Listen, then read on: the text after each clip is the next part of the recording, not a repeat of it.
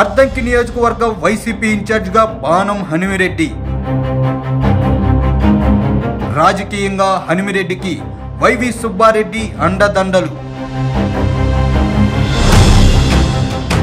ప్రకాశం జిల్లా అద్దంకిలో sitting TDP MLA Gottipati రవికుమార్కు చెక్కు పెట్టడానికి YCP అధినేత సాహసోపేతమైన నిర్ణయం తీసుకున్నారు.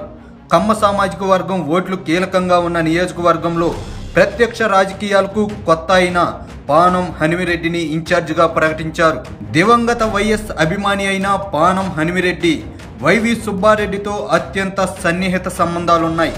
రాజకీయంగా హనుమిరెడ్డికి వైవి సుబ్బారెడ్డి అండదండలు పుష్కలంగా ఉంటాయంటున్నారు. కాంగ్రెస్ నుంచి హనుమిరెడ్డికి రాజకీయాలతో సంబంధం ఉన్న ఎన్నడూ ప్రత్యక్ష రాజకీయాల్లోకి రాలేదు.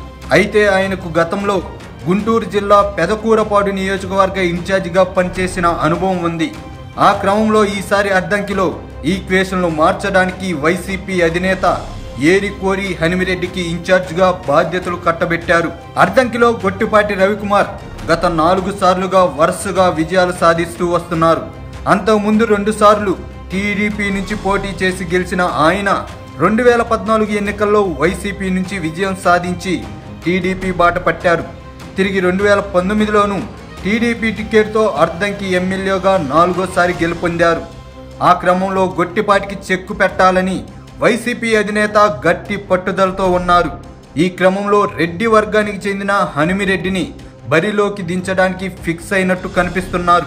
ఇప్పటి వరకు అద్దంకి వైసీపీ ఇన్ఛార్జిగా ఉన్న బాచిన గరటయ్య కుమారుడు కృష్ణ చైతన్య నియోజకవర్గ వ్యాప్తంగా వర్గ పోరుకు తెరలేపి తీవ్ర వ్యతిరేకత మూటగట్టుకున్నారు. ఈసారి కృష్ణ చైతన్యనే బరిలోకి దించితే ఓడిస్తామని చెప్పకనే చెప్పారు. అద్దంకి వైసీపీ పరిరక్షణ సమితి పేరుతో సెగ్మెంట్లో కృష్ణ చైతన్యను వ్యతిరేకిస్తూ వస్తున్నారు. కృష్ణ చైతన్య వ్యతిరేకులంతా ప్రస్తుతం హనుమిరెడ్డికి బాసటగా నిలుస్తుండడం గమనార్హం. అది ఖచ్చితంగా హనుమిరెడ్డికి వచ్చే ఎన్నికల్లో ప్లస్ పాయింటే అంటున్నారు. ఇక అద్దంకి నుంచి చీరాలు వెళ్లిన ఎమ్మెల్యే కర్ణం బలరాంకు స్థానికంగా బలమైన కేడరే ఉంది. ఇన్ఛార్జిగా ప్రకటించాక హనుమిరెడ్డి స్వయంగా వెళ్లి మోకాలు చికిత్సతో విశ్రాంతి తీసుకుంటున్న చీరాల వైసీపీ ఇన్ఛార్జ్ కరణం వెంకటేష్ని కలిసి వచ్చారు. ఆ క్రమంలో కరణం బలరాం కూడా మద్దతిస్తే అద్దంకిలో హనుమిరెడ్డి గెలుపు నల్లేరు మీద నడకే అన్న అభిప్రాయం వ్యక్తమవుతుంది.